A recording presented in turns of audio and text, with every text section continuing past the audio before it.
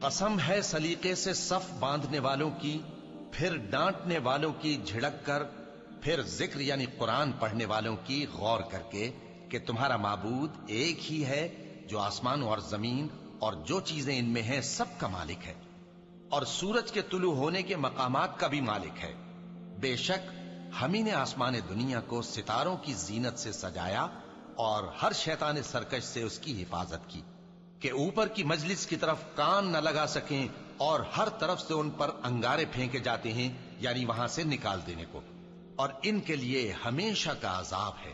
ہاں، جو کوئی فرشتوں کی کسی بات کو چوری سے جھپٹ لینا چاہتا ہے تو جلتا ہوا انگارہ اس کے پیچھے لگ جاتا ہے۔